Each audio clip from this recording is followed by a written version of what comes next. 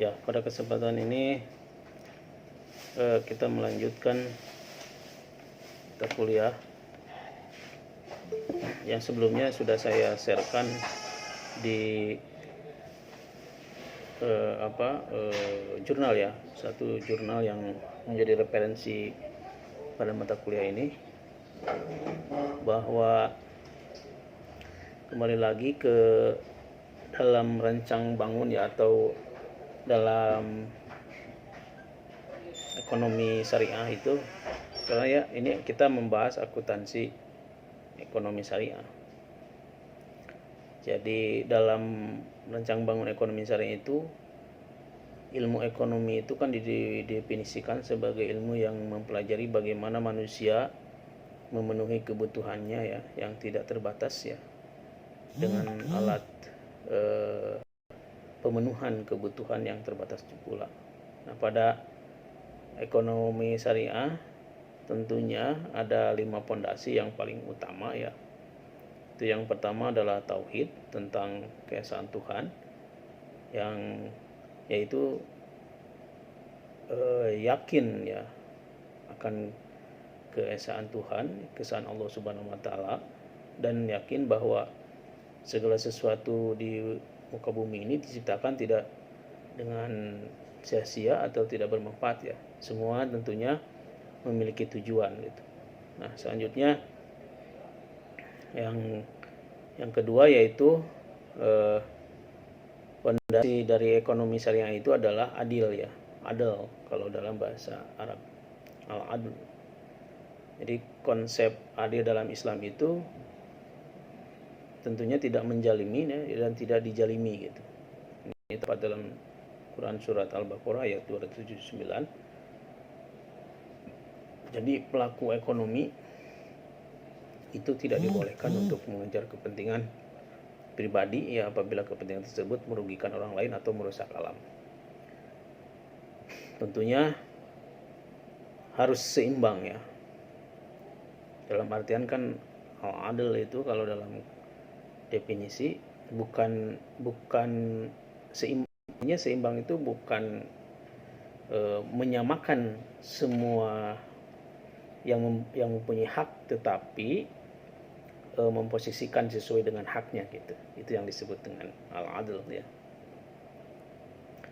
Nah, itu pondasinya ya. Nah, jangan sampai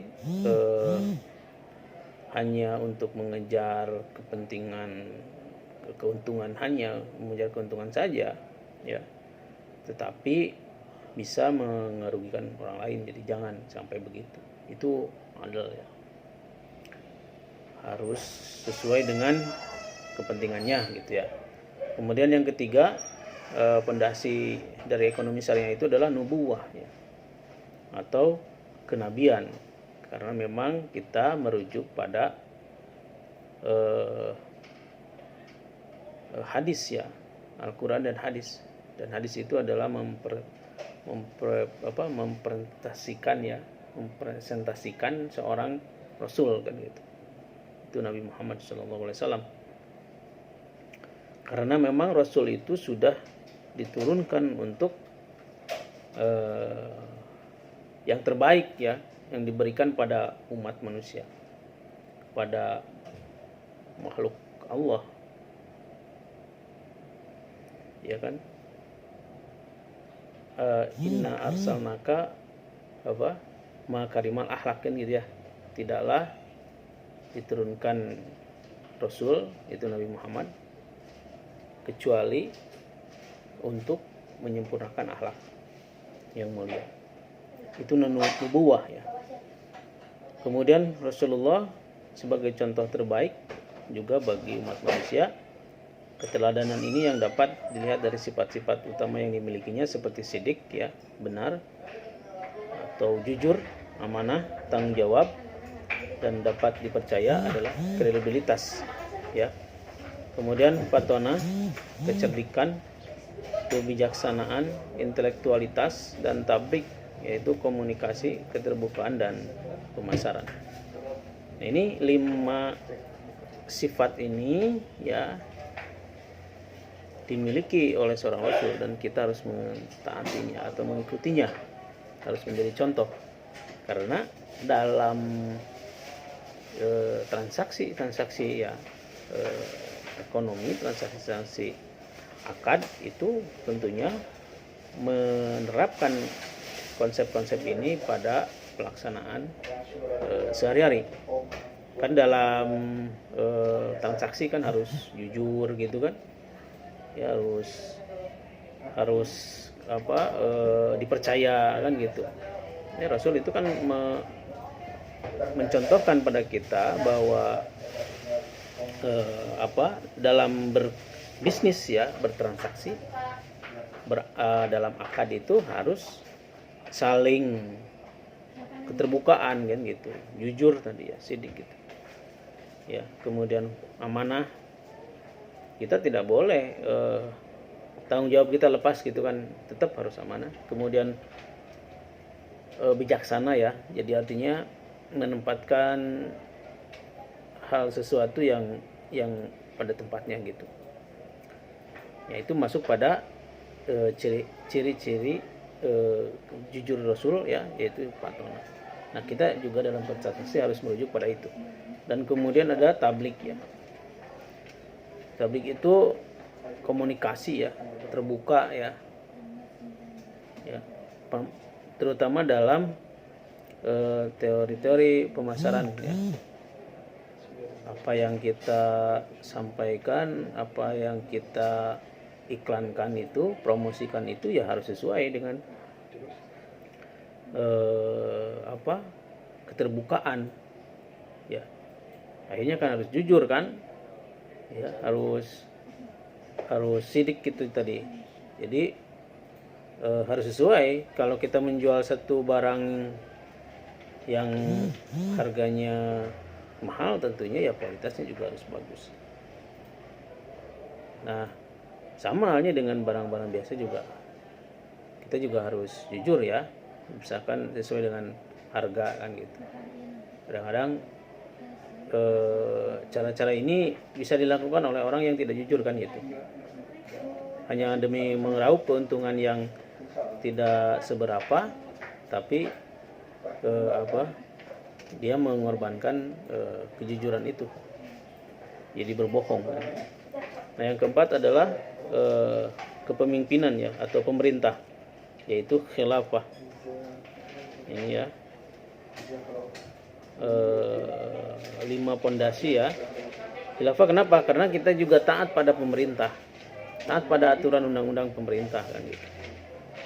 Tidak begitu saja kita menjalankan peranan kita di bisnis ya, tetapi tidak merujuk pada aturan yang dianjurkan oleh pemerintah gitu. Dalam konsep ini kan ada dua tadi, apakah kita merujuknya kan merujuk pada Al-Quran dan As-Sunnah, kemudian pada undang-undang yang berlaku di negara kan gitu. Secara akad tadi misalkan diperintahkan oleh agama cara bertransaksi harus 5 ya, 5 kenabian tadi kan, sifat kenabian tadi kita harus terapkan sehingga hal itu menuntun kita pada etika kita ya, ketika melaksanakan itu jujur kan gitu.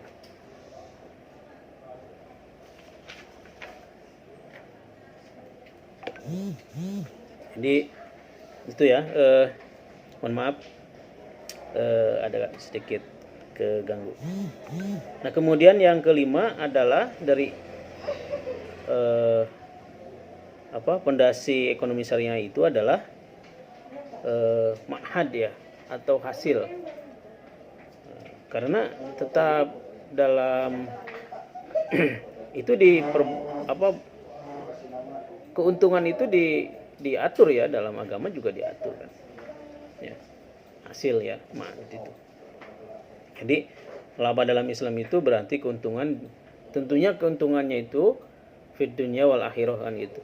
Tidak hanya kita melihat keuntungan secara material saja di dunia, tapi juga kita harus mempertimbangkan keuntungan di akhirat, kan gitu ya. Kalau memang eh, barangnya itu bagus, lebih baik, kemudian tadi kualitasnya juga bagus. Nah, kemudian kita pertimbangkan ada eh, apa hmm, eh, apa penghitungannya itu ada kelebihan yang bisa diberikan pada orang lain, kan gitu. Eh, maka ada mal ya, ada mal kan, dia tuh dalam dalam dalam ekonomi Islam ada baitul mal wa tamkin, itu sebetulnya lebih ke malnya, jadi penitipan gitu kan. Nah, ini kita tuh berposisi juga sebagai orang yang dititipi kan gitu. Dan dari titipan itu ada hak-hak yang harus diberikan pada orang lain. Jadi ketika barang itu kita jual, kita merasa bahwa itu kita titipi barang itu, kemudian kita juga harus memberikan manfaat pada orang lain kan gitu. Khairun nas anfa'uhum linnas, gitu kan. Terbaik dari manusia itu adalah bisa memberikan manfaat bagi orang lain, bagi manusia yang lain. Nah, ini karena motivasi para pelaku bisnis itu adalah mendapatkan laba tentunya kan ya. Tapi memang tadi tidak terlalu kalau laba itu kita untungnya harus besar dan sebagainya. Tapi disesuaikan saja dengan dengan tadi ya, melihat kondisi lah. Kalau memang memungkinkan ada untung besar ya kita sisihkanlah selain zakat ya, 2,52% itu. Selain zakat mal ya, juga ada hak-hak orang lain yang kita harus diserahkan ke orang lain. Nah, ini dari biar artinya gini, itu selain keuntungan kita juga diberikan juga pada orang lain. Nah, kemudian akuntansi dalam kandungan Al-Quran ya, dalam filosofi Islam. Jadi menurut Mustafa Abdul Razik, filsafat Islam adalah filsafat yang tumbuh di negeri Islam, di bawah naungan negara Islam tanpa memandang agama dan bahasa pemiliknya. Ini menurut Mustafa Abdul Razik ya. Yang pengertian ini diperkuat oleh Prof. Taracen ya, bahwa orang-orang Yahudi dan Nasrani telah menulis kitab-kitab filsafat yang bersifat kritis. Itu hendaknya dimasukkan dalam filsafat Islam. Jadi dalam filsafat Islam juga tetap ya mengacu pada hal-hal kritis gitu ya. Nah, maka dalam filsafat itu kan ada yang disebut dengan kemarin sudah sebelumnya saya sampaikan, adalah ada etika ya, ada estetika ya, kemudian ada ada moral ya, ada etika, ada estetika ya, ada politik gitu ya. Nah, di etika ini yang kita pelajari bahwa bagaimana membumikan konsep-konsep ekonomi Islam, bagaimana membumikan konsep-konsep akuntansi Islam sehingga bisa diterima ya, sehingga bisa rasional gitu kan, sehingga bisa memberikan manfaat gitu ya, gitu kan, sehingga bisa ya memberi warna gitu pada Islam, bahwa dengan berfilsafat baik itu ekonomi ya, ekonomi syariah, akuntansi syariah, maka kita menjaga etika tadi, menjaga etikanya gitu ya. Tadi harus amanah, sidik, patona, sidik ya, amanah, patona, tablik gitu ya. Itu harus dimiliki gitu oleh seorang akuntan muslim, sehingga dalam prakteknya hal-hal yang rasional tadi ya, yang rasional tadi menjadi baik, menjadi lebih baik kan gitu ya, ya kan? Karena eh, ya karena tujuan dari filsafat itu gitu, tidak ada lain ya, untuk manusia semakin paham, semakin baik, kemudian bisa menerapkannya ke masyarakat. Coba Anda lihat kalau orang yang sudah ilmunya tinggi ya, misalkan profesor gitu. Profesor itu semakin tinggi ilmunya, maka dia akan semakin baik. Artinya semakin menunduk. Karena dia sudah mengamalkan filsufnya, filsafat gitu ya, filsafat hidup gitu. Etikanya digunakan, rasionalitas, kemudian juga menempatkan orang lain itu seperti merasakan kita dalam posisi orang lain kan gitu. Itu ya. Kenapa? Meskipun ya kan logiko, hepatitiko, verifikatif ya. Logiko itu logis ya. Hepatitiko itu hipotesis ya. Dan verifikatif itulah kesimpulan. Jadi filsafat itu kan mempelajari itu ya. Logis gitu. Kemudian di verifikatif ya, di analisis, kemudian di verifikatif. Nah, semua juga begitu sama ya. Kenapa ada etika ada ontologi, kenapa ada epistemologi dan ada aksiologi kan dalam ilmu filsafat, terutama filsafat ilmu ya. Tujuannya itu. Jadi bagaimana ya menerapkan akuntansi itu, ontologi. Oh ya, dasarnya apa? Hukum agama. Kemudian epistemologi, bagaimana kita mendefinisikan itu semua pada satu konsep ilmu. Ya kan? Hitungan-hitungan tadi ya, neraca gitu kan. Nah, itu baru masuk pada ranah nanti di aksiologi, bagaimana realisasi follow up-nya gitu ya, outputnya, bagaimana keluarannya dari konsep-konsep itu menjadi bisa dimanfaatkan oleh orang lain kan gitu. Tadi contoh, kita paham ilmunya, dasarnya, kemudian kita praktekkan, kita uji coba, kita buktikan ya dalam bentuk epistemologi itu. Kita pelayanan pembukuan dan sebagainya, kemudian pelayanan di lembaga-lembaga keuangan, badan-badan usaha syariah dan sebagainya. Nah, hasilnya itu kita bisa rasakan gitu, bisa aksiologinya itu, dalam aksiologinya itu kita bisa dirasakan baik itu oleh kita maupun oleh masyarakat. Ternyata dengan akuntansi itu hitungan-hitungan itu jujur gitu. Hitungan-hitungan itu terbuka gitu. Hitungan-hitungan itu amanah gitu. Ya. Hitungan-hitungan itu bisa dimanfaatkan oleh orang lain gitu. Itu yang dimaksud dengan ontologi, epistemologi, dan aksiologi dalam filsafat, terutama diterapkan dalam filsafat ekonomi akuntansi gitu. Ya. Ini yang harus menjadi catatan. Nah, dalam beberapa disiplin ilmu pengetahuan akuntansi memang ya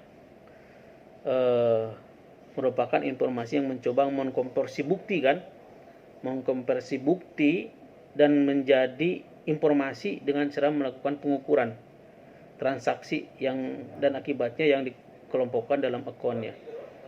Jadi accounting. Tadi saya sebutkan begitu. Kita mengkonversi dari ontologi ke epistemologi dan ke aksiologi itu kita praktekkan gitu. Ya. Ontologi, epistemologi, aksiologi, ontologi, epistemologi. Aksiologi ini yang nanti bisa dirasakan gitu oleh umat gitu, oleh masyarakat. Bagaimana mengkonversi data informasi menjadi informasi yang sebenarnya kan gitu.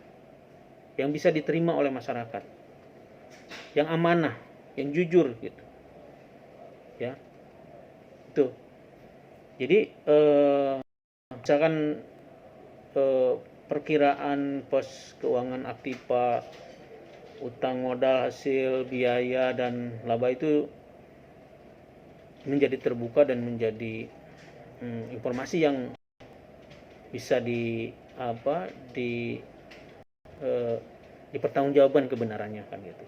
Nah, dalam Quran surat Al-Baqarah ayat 282 Allah berfirman, hai orang-orang yang beriman, apabila kamu bermuamalah tidak secara tunai untuk waktu yang ditentukan, hendaklah kamu menuliskannya, dan hendaklah seorang penulis di antara kamu menuliskannya dengan benar, dan janganlah penulis enggan menuliskannya sebagaimana Allah mengajarkannya, maka hendaklah ia menulis, dan hendaklah orang yang berhutang itu mengimlakkan apa yang ditulis itu, dan hendaklah ia bertakwa kepada Allah Tuhannya, dan janganlah ia mengurangi sedikit pun daripada hutangnya. Jadi Al-Quran pun sudah menegaskan seperti itu. Ya. Jadi metodologi tadi antara ilmu pengetahuan, antara filsafat ya, dengan praktek Al-Quran itu nyambung gitu. Ya, saling menguatkan gitu. Ya kan? Berhutang, mengimlakan, menulis ya. Seperti sudah diajarkan. Dan tadi tidak boleh mengurangi sedikit pun ya dari apa yang dilakukannya itu. Nah, ini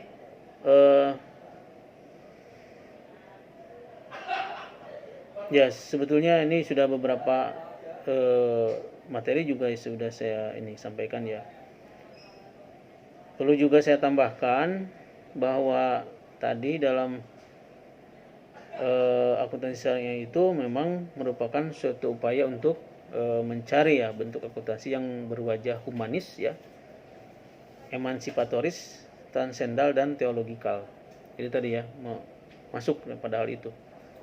Humanis ya kemanusiaan kan, emansipatoris partisipasi semua ya, transenden ya, transendental itu terbuka kan gitu ya, dan teologikal itu agama kan gitu, bersumber pada agama. Nah itu konsep dari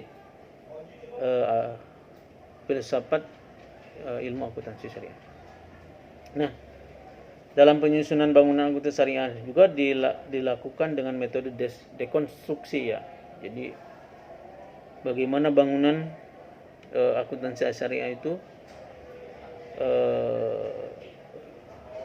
secara tersusun tadi ya, sesuai dengan aturan-aturan PSAK dan sebagainya ya. Kalau di DSI ya, Dewan Syariah Indonesia, kemudian dalam bentuk-bentuk lainnya.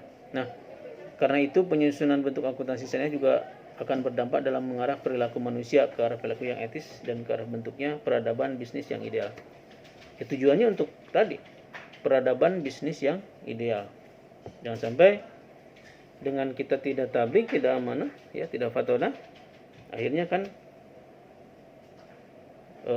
semua tidak baik, tidak etis, dan itu kan berdampak pada peradaban bisnis, ya, terutama dalam bisnis syariah. Nah, perkembangan ekonomi Islam memang perkembangan untuk kembali ke Islam ya, meskipun tujuannya untuk universalitas kan ya, universal gitu ya. Nah, Hamid mengatakan ini ya, ahli ahli akuntansi syariah, kebutuhan akan akuntansi syariah disebabkan oleh faktor pendorong pas faktor dan faktor penarik pull faktor. Faktor pendorong terdiri dari norma-norma dan nilai-nilai yang dianut oleh akuntansi konvensional yang tentunya bertentangan dengan prinsip Islam, dan faktor penarik merupakan faktor yang muncul sebagai akibat adanya permintaan suatu sistem ya akuntansi yang berbeda di berbagai belahan dunia. Nah, ini menjadi bukan bertentangan ya dengan, sebetulnya kan akuntansi kemarin saya bilang abad berapa ya, abad ke-6 abad ke-7 ke-8 ya. Akuntansi syariah secara umum memang sudah ada dari dulu ya. Tapi masuk ke akuntansi syariah kan pada abad-abad setelah masuk tabiin kan gitu ya. Sudah bahkan memasuki Islam konvensional Islam kontemporer ya, Islam yang berkebaruan ya. Baru memahami tentang konsep syariah. Jadi pada tujuan akuntansi konvensional sebagaimana dirumuskan oleh FASB dan SPAC ya, adalah untuk menyajikan informasi arus kas yang dibutuhkan mengenai jumlah, ketepatan waktu dan ketidakpastian akan bermanfaat dalam pengambilan keputusan dalam investasi, kredit dan keputusan bisnis maupun ekonomi yang sejenis. Itu ya. Tujuan akuntansi konvensional. Nah, kelemahan dalam akuntansi konvensional tidak lain disebabkan oleh nilai-nilai filosofi yang mendasarinya. Jadi masyarakat modern dewasa ini dibentuk oleh komunitas Judeo-Kristen ya, Kristen yang berasal dari adopsi terhadap prinsip-prinsip peradaban Yunani. Maka unsur-unsur moral digantikan dengan kekuatan rasionalisme ya, harusnya ini, dan pengetahuan. Maka agama mulai digantikan dengan paham individualisme, sehingga lambat laun mulai mengkonstruksi paham kapitalisme yang sekarang banyak dianut oleh Barat, itu kan ya, kapitalis. Kemudian ada sosialis kan gitu ya, ada nasionalis gitu kalau di kita. Nah, unsur-unsur rasionalisme dan pengetahuan agama ini Bapaknya keluar nih. Mati ya. Masih sekarang? Masih? Ya masih Pak. Barusan keluar dulu ya? Ya barusan. Ini tuh kadang-kadang di perpustakaan tahun sendiri kurang ini ya, itu apa itunya? Itu jadi unsur-unsur moral digantikan dengan kekuatan rasional dan pengetahuan. Jadi agama mulai digantikan dengan paham individualisme, sehingga lambat laun mulai mengkonstruksi paham tadi kapitalisme yang sangat menekankan kepada kebebasan individu untuk berusaha dengan segala bahaknya. Nah itu sehingga kadang-kadang mengindahkan norma-norma agama dan sosial. Nah, ini yang seharusnya tidak terjadi kan gitu ya. Kalau penerapan ilmu ekonomi kapitalis wajar saja diberlakukan, tetapi kita ambil tadi yang manfaatnya, yang mudaratnya kita buang. Tadi yang wa halalu bai'a wa harrama riba misalnya gitu kan. Salah satunya adalah bagaimana ribanya kita buang kan gitu. Kita ganti dengan bagi hasil kan ya. Mudharabah, musyarakah. Kemudian bagaimana konsep akuntansi Islam. Nah, menurut Gambling dan Karim bahwa konsep akuntansi syariah kita berawal dari konsepnya masyarakat Islam secara umum, kemudian masuk pada ekonomi Islam, kemudian masuk pada teori akuntansi Islam ya. Nah, ini semakin deduktif ya, semakin khusus gitu. Nah, itu hebatnya ilmu akuntansi karena kekhususannya ini ya, menjadi konsepnya itu menjadi semakin khusus. Jadi dari masyarakat Islam, kemudian ke ekonomi Islam, kemudian ke teori akuntansi Islam, dan ke praktek akuntansi Islam. Gitu ya. Ada lagi konsep akuntansi syariah dalam model lain, seperti misalkan ada perusahaan ini dari induktif, dari induktif ke deduktif, dari khusus ke umum. Misalkan dari lembaga perusahaan individu, kemudian melakukan kegiatan muamalah yang harus sesuai dengan syariah ya. Kemudian kegiatan itu dicatat, accounting ya. Kemudian dalam proses pembukuannya itu ada input transaksi, ada output laporan. Nah, jadi ini di prakteknya ya, dalam praktek akuntansi syariah dalam konsep frame pemikiran filsafat ya. Karena terstruktur, yaitu harus seperti tadi. Tadi ada lembaga perusahaan individunya, kemudian masuk pada kegiatan muamalahnya, kemudian dicatat dalam accountingnya, kemudian ada proses pembukuannya, ada input transaksi, ada output laporan. Kemudian dalam proses pembukuan itu masukkanlah prinsip-prinsip akuntansi syariahnya gitu ya, atau penekanan pada keadilannya tadi, prinsip-prinsip yang ekonomi syariah tadi yang pondasinya tadi ya. Jadi itu menjadi masukan. Nah,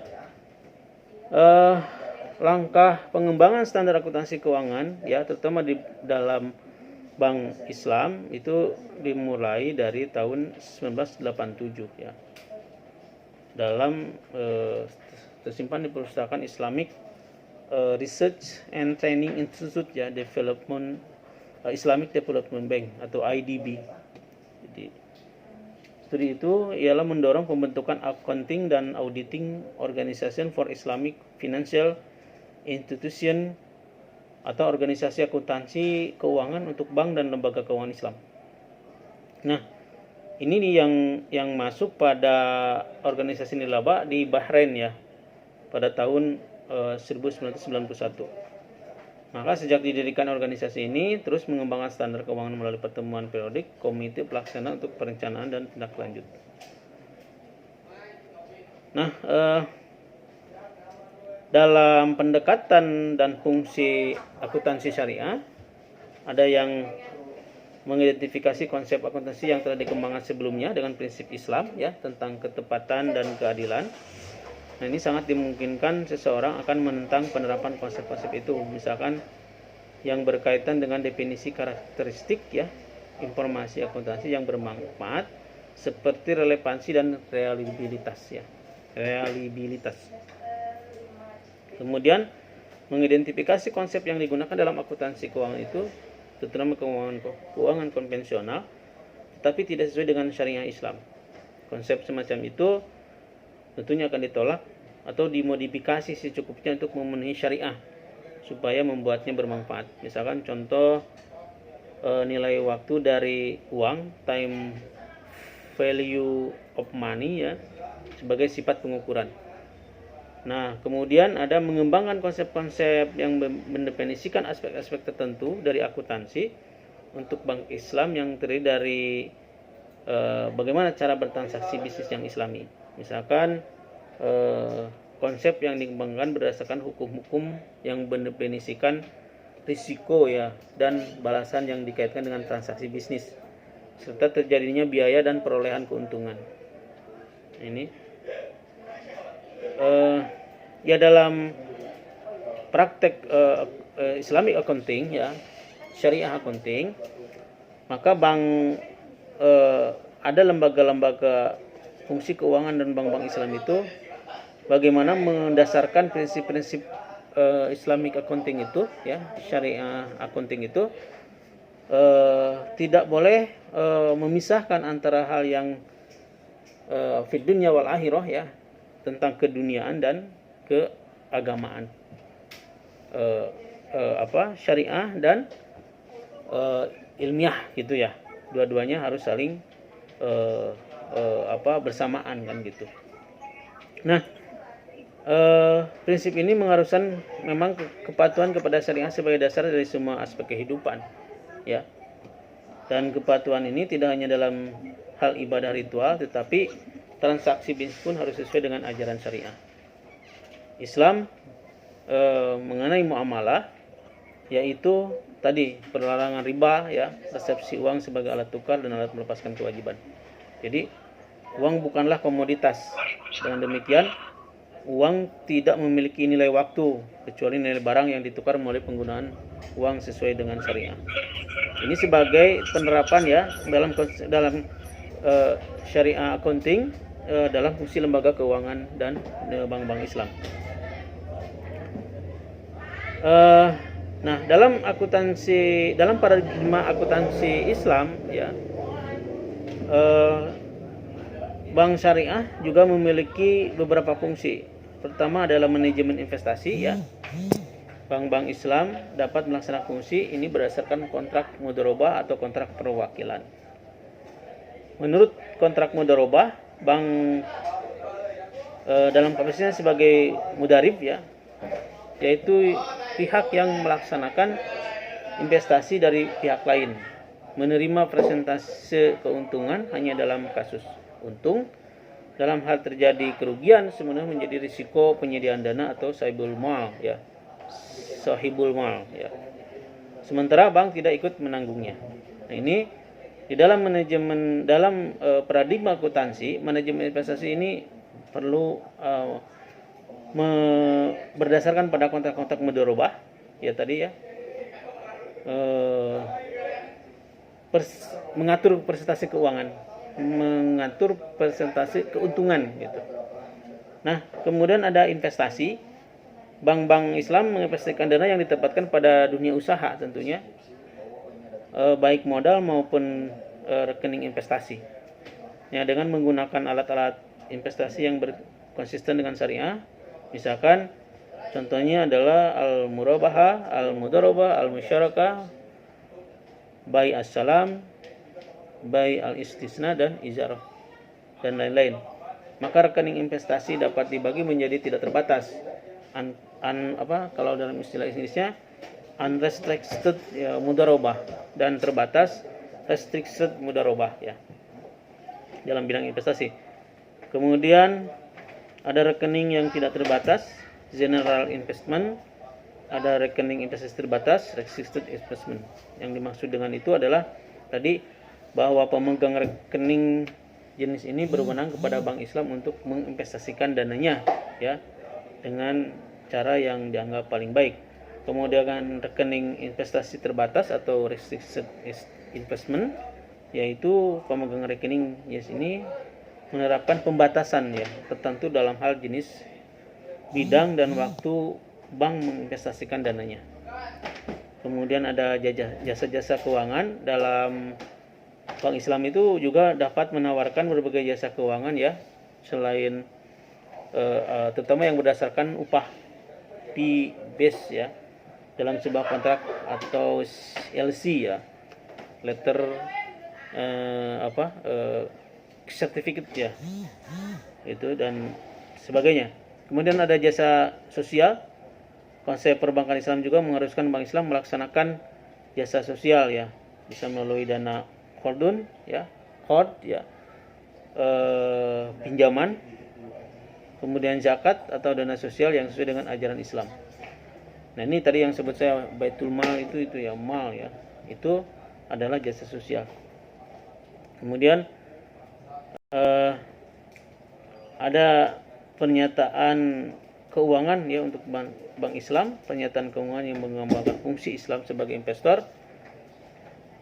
Nah, ini pernyataan keuangan yang menggambarkan dalam investasi terbatas dan pernyataan keuangan yang menggambarkan peran Bank Islam sebagai fiduciary dari dana yang tersedia. Kemudian ada aset ya. Nanti ada ini sebetulnya lebih ke luas ke ekonominya, tetapi karena dari sinilah nanti akuntansi itu memunculkan gitu ya. Penerapannya kan tadi ya, penerapannya. Liabilitas ya, porsi pemegang rekening investasi terbatas dan saham pemilik. Kemudian ada pernyataan pendapatan, ada biaya, ada keuntungan, ada kerugian ya. Nah, ada keuntungan pada rekening investasi terbatas dan setaranya, kemudian ada keuntungan bersih, kerugian bersih. Ada pernyataan perubahan dalam saham atau pernyataan laba ditahan dalam bentuk pernyataan perubahan dalam saham pemilik. Kemudian pernyataan laba ditahan, ada pernyataan aliran kas, ada kas dan setara kas, ada aliran kas dari transaksi, ada aliran kas dari aktivitas investasi dan ada aliran kas dari aktivitas pembiayaan. Kemudian ada pernyataan perubahan dalam investasi ya, pernyataan sumber dana pengguna zakat dan pernyataan sumber pengguna dana dalam qard ya.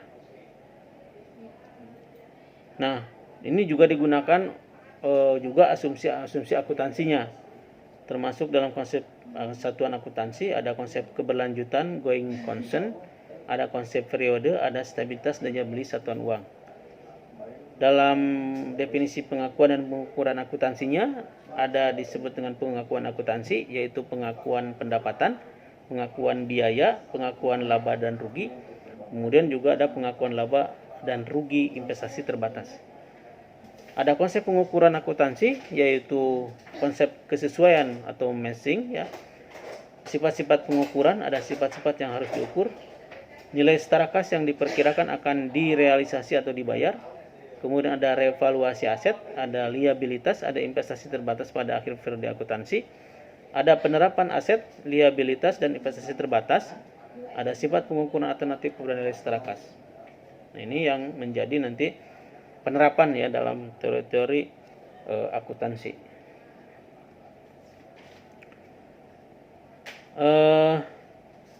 Nah, dalam karakteristik ya penyajian informasi akuntansi itu ada yang berbentuk kualitatif. Nah, karakteristik kualitatif informasi akuntansi itu mengandung arti karakteristik kualitatif informasi akuntansi ya. Ada relevansi, ada reliabilitas ya. Ini dalam penelitian itu biasa begitu. Ya, reliabilitas. Termasuk di dalamnya representasi keyakinan, ada objektivitas, ada netralitas. Ini kualitatif ya. Kalau kualitatif itu lebih ke tadi statistik. Kalau kualitatif itu lebih ke observatif ya, deskriptif ya. Maka tidak jarang muncul angka-angka gitu. Ya kan, representasi keyakinan, objektivitas, netralitas kan gitu, dapat dibandingkan, konsistensi, dapat dimengerti gitu. Nah, ada juga penyiapan dan penyajian informasi akuntansi itu berbentuk materialitas ya, ada biaya informasi, ada pembukaan disclosure yang cukup ya. Jadi nah itu kenapa karakteristik kualitatif ya tadi, karena kita lebih pada etikanya kan gitu ya, pelaksanaan akuntansi syariah dalam prakteknya kan gitu, dituntut untuk netral, objektif, relevan, konsisten gitu ya. Nah, dalam filsafat ini maka akuntansi syariah sudah mengalami suatu perjalanan yang panjang ya. Kalau tadi dilihat dari sisinya, akuntansi syariah muncul dan berkembang dengan berdasarkan prinsip-prinsip Islam. Bangkitnya kembali gerakan Islam di berbagai bidang kehidupan telah memunculkan tuntutan yang lebih luas dan masif ya akan penerapan ekonomi syariah. Maka pendirian institusi Islam menuntut ya pengkajian akuntansi syariah yang lebih komprehensif dan aplikatif. Pengembangan standar ya, pengembangan standar akuntansi keuangan sesuai dengan Bank Islam dimulai pada tahun 1987. Organisasi akuntansi keuangan dan bentuk ya lembaga keuangan Islam telah didaftarkan di Bahrain tadi 91. Nah, itu sehingga Bank Islam harus juga menerapkan konsepsi penerapan etika dalam accounting syariah tadi ya, akuntansi syariah, yaitu dengan menerapkan salah satu kaidah Islam, yaitu keuntungan adalah bagi pihak yang menanggung risiko. Ya, pada Bank Islam menolak adanya bunga sebagai biaya untuk penggunaan uang dan pinjaman sebagai alat investasi. Itu mungkin dari saya ya, karena waktunya jam kalau nggak salah saya jam 12.30 ya sampai jam 14 sampai jam 13.30, dari jam 12.30 sampai jam 13.30 ya. Silakan, sebelum ini ada pertanyaan dulu, mangga.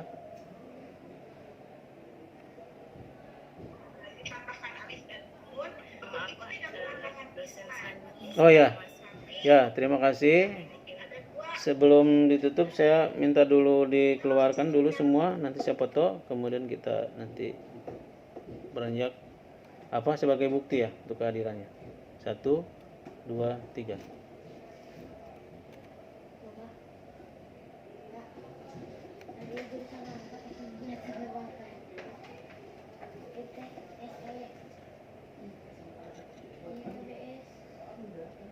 Terima kasih. Wabillahi taufiq walhidayah. Wassalamualaikum warahmatullahi wabarakatuh.